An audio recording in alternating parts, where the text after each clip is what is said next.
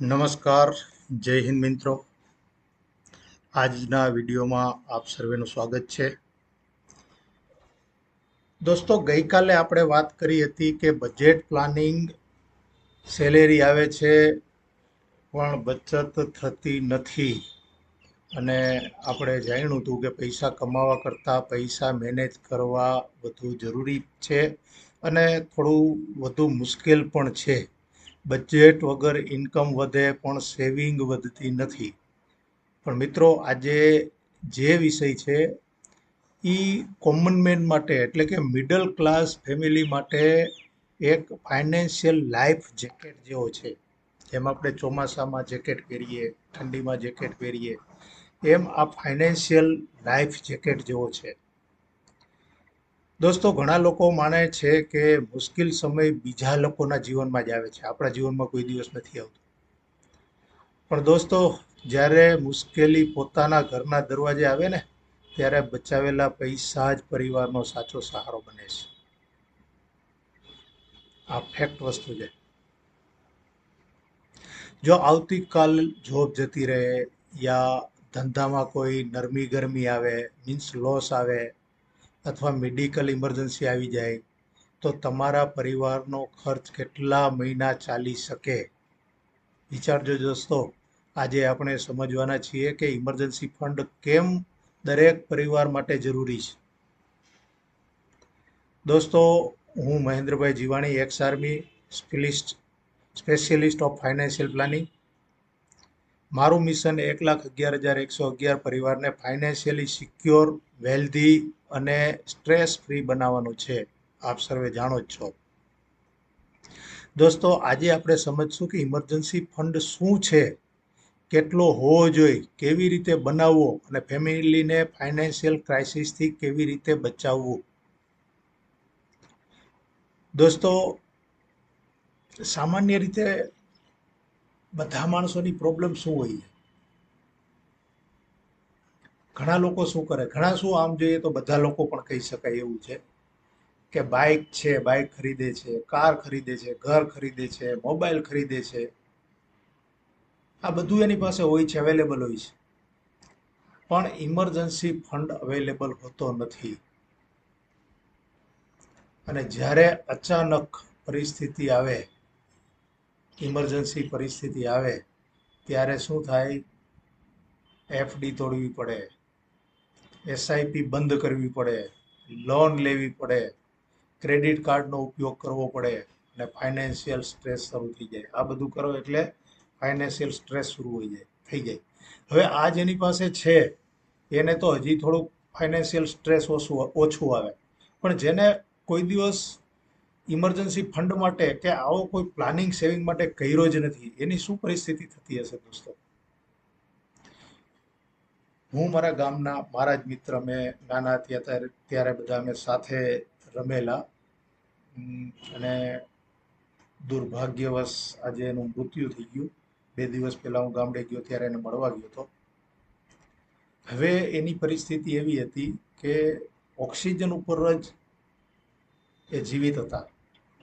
Oxygen બંધ કરો એટલે પૂરું.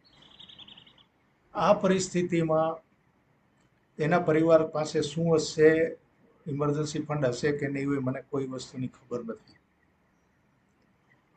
પણ સામાન્ય રીતે ગામડાઓમાં ઇમરજન્સી ફંડ હોતો નથી. તો હું ત્યારે બેઠા બેઠા એ જ વિચારતો હતો કે આ ભાઈ બીમાર છે, એ તો કુદરતી છે, એનું દુઃખ આપણે લઈ શકીએ એમ નથી. પણ જો એની પાસે ઇમરજન્સી ફંડ નહીં હોય તો આની ફ્યુચરમાં શું પરિસ્થિતિ થશે એ વિચારવું બહુ અઘરું થઈ ગયું. હું મનમાં જ એવું વિચારતો હતો કે આની પાસે જે જમીન છે એનું શું થશે, એની પ્રોપર્ટીનું શું થશે. તો દોસ્તો, જ્યારે પરિસ્થિતિ જેની ઘરે અને જેની પાસે આવે એને જ સાચી વસ્તુની ખબર હોય છે. એક હું તમને રિયલ લાઈફ એક્ઝામ્પલ આપવા માંગુ છું, જેમ ડેઈલી તમને એક્ઝામ્પલ આપું છું એ રીતે, કે બધું બરાબર ચાલતું હતું અને અચાનક એની કંપની બંધ થઈ ગઈ. જ્યાં જોબ કરતા હતી કંપની બંધ થઈ ગઈ અને જોબ જતી રહી. અને નવી જોબ મળવામાં 4-5 મહિના લાગી ગયા. હવે દોસ્તો, હોશિયાર વ્યક્તિ હતો. હવે એની પાસે ઇમરજન્સી ફંડ ન હોત તો શું થાત? ઈએમઆઈ અટકી જાત, સ્કૂલ ફીસ અટકી જાત, ઇન્વેસ્ટમેન્ટ જે કાંઈ કરેલા છે એ તોડવા પડત. પણ દોસ્તો એ હોશિયાર વ્યક્તિ હતો, ભણેલ ગણેલ હતો, અને એને ઇમરજન્સી ફંડની વેલ્યુ ખબર હતી. એટલે એ 5-6 મહિના જે જોબ એની રહી ગઈ,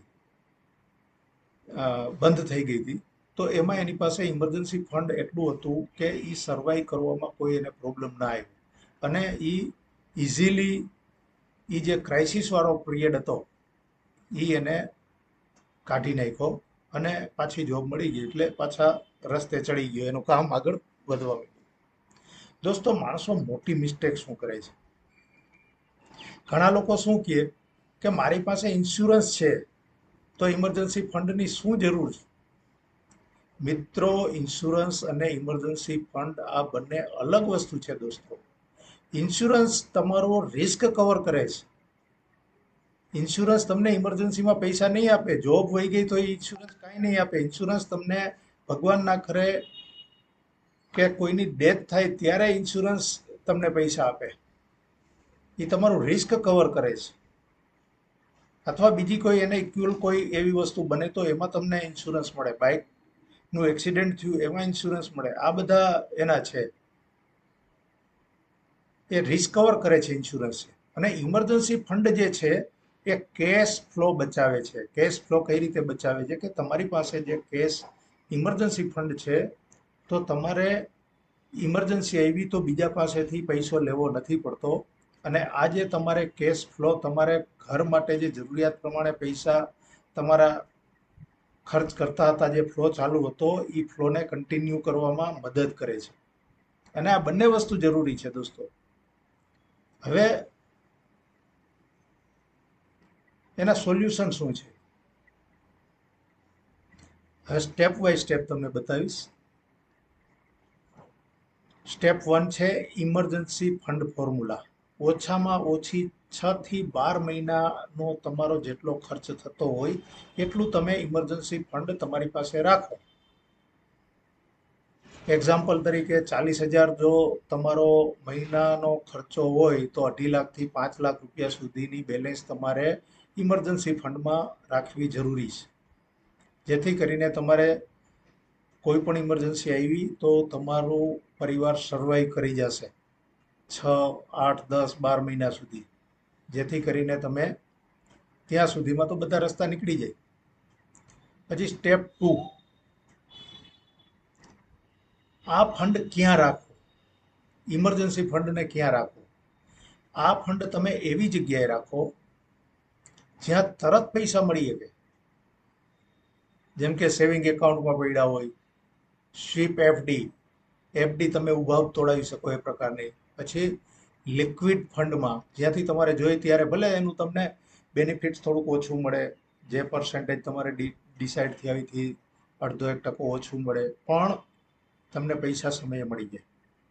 એટલે એ ફંડ એવી જગ્યાએ રાખો. પછી ઇમરજન્સી ફંડને ક્યારે વાપરવો એ ખાસ જરૂરી છે. વધારે ભાગે માણસો શું કરી લે છે કે ઇમરજન્સી ફંડ તો હોય પણ મોજ શોખમાં ક્યારેક ઉડાડી દે છે. વેકેશન કરવા વયા જાય છે, શોપિંગ કરવા માટે વયા જાય છે. તો મિત્રો, આ ફંડનો ઉપયોગ ત્યાં નથી કરવાનો. આ ફંડનો ઉપયોગ કરવાનો છે મેડિકલ ઇમરજન્સી માટે. ભગવાન ના કરે જોબ વોબ વહી ગઈ, ધંધામાં કોઈ લોસ આવ્યો, અથવા કોઈ ફેમિલી ઇમરજન્સી આવી, ત્યારે આ ઇમરજન્સી ફંડનો યુઝ કરવાનો છે. Step 4, family protection formula. આને સ્ટ્રોંગ ફાઇનાન્શિયલ ફાઉન્ડેશન પણ કહેવાય. આમાં શું કરવાનું હોય? હેલ્થ ઇન્સ્યોરન્સ પણ રાખવું જરૂરી છે, લાઈફ ઇન્સ્યોરન્સ હોય, ઇમરજન્સી ફંડ, ઇન્વેસ્ટમેન્ટ. આ 4 પિલ્લર દરેક પરિવાર માટે જરૂરી છે. જો આ 4 પિલ્લર તમારા સ્ટ્રોંગ હોય તો લાઈફમાં કોઈ દિવસ તમને પ્રોબ્લેમ આવવાની નથી. પછી તમારી પાસે એક્સ્ટ્રા પૈસા આવે ગમે ત્યાં તમે વાપરો, પણ આ પિલ્લરને તમે મજબૂત કરીને મૂકી દીધા છે તો તમે લાઈફમાં કોઈ દિવસ દુઃખી નહીં થાવ. ગમે એવી પરિસ્થિતિ આવે, હરેક પરિસ્થિતિ સામે લડવાની તમારી તૈયારી, આ એક પ્રકારની લડાઈની તૈયારી છે. જેમ સૈનિક કેમ લડાઈની તૈયારી માટે હંમેશા રહેતો હોય છે. હું એક સર્વિસમેન છું એટલે મને ખબર છે.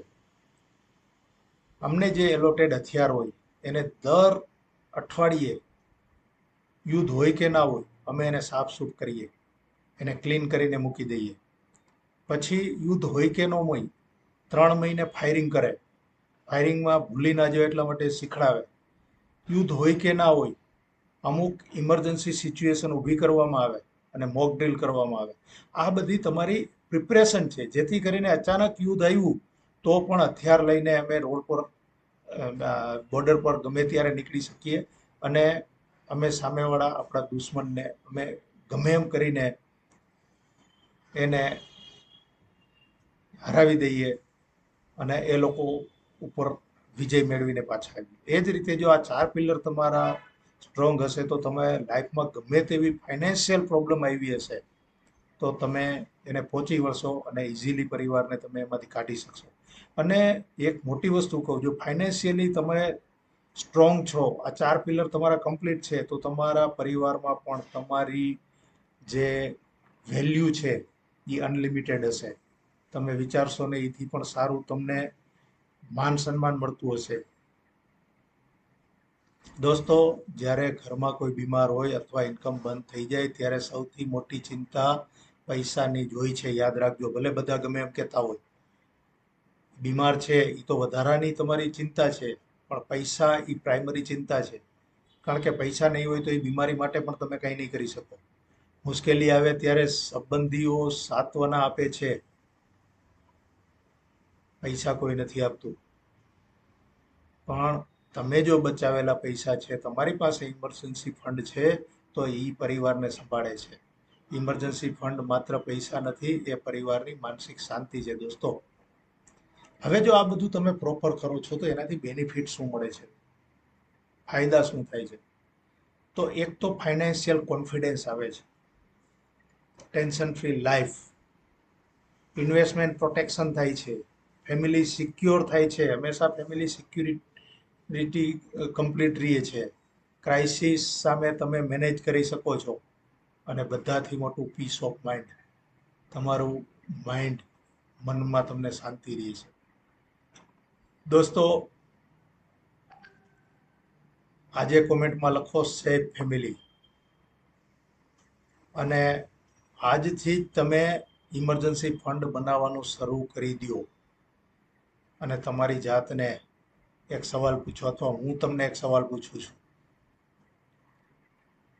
કે જો આજે તમારી સામે કોઈ ઇમરજન્સી આવે તો તમારી પાસે કેટલા મહિના માટેની ફાઇનાન્શિયલ સેફટી છે, એટલે કેટલા મહિના માટેનો તમારી પાસે ઇમરજન્સી ફંડ છે? કોમેન્ટમાં જરૂર લખજો મિત્રો. લાઈક કરો જો તમને લાગે કે દરેક પરિવાર માટે ઇમરજન્સી ફંડ હોવો જોઈએ તો જરૂર લાઈક કરો, શેર કરો. કદાચ તમારો એક શેર કોઈ પરિવારને ફાઇનાન્શિયલ ક્રાઇસિસથી બચાવી શકે છે. આ આંગળી ચિંધ્યાનું પુણ્ય છે દોસ્તો. ફોલો જરૂર કરજો, કારણ કે અહીં માત્ર ફાઇનાન્સ નહીં પણ પરિવારની સુરક્ષા અને ભવિષ્યની પણ વાતો થાય છે. જો તમે જાણવા માંગતા હો કે તમારી ઇન્કમ પ્રમાણે કેટલું ઇમરજન્સી ફંડ હોવું જોઈએ તો કોમેન્ટમાં ઇમરજન્સી અથવા ડાયરેક્ટ મેસેજ કરો, હું તમને પર્સનલી ગાઈડ કરીશ. દોસ્તો, ઘણા લોકો આખી જિંદગી પૈસા બચાવે છે, પણ એક હોસ્પિટલ બિલ વર્ષોની બચતને થોડા દિવસોમાં ખતમ કરી નાખે છે. દોસ્તો, મેડિકલ ઇમરજન્સી પણ એટલી જ ઇમ્પોર્ટન્ટ છે. મિત્રો યાદ રાખજો, ઇમરજન્સી ફંડ એ ફાઇનાન્શિયલ લાઈફ જેકેટ છે. જ્યારે જીવનમાં તોફાન આવે છે ત્યારે આ લાઈફ જેકેટ જ પરિવારને ડૂબતા બચાવે છે. જય હિન્દ, જય શ્રી કૃષ્ણ. Thank you. ભારત માતા કી જય.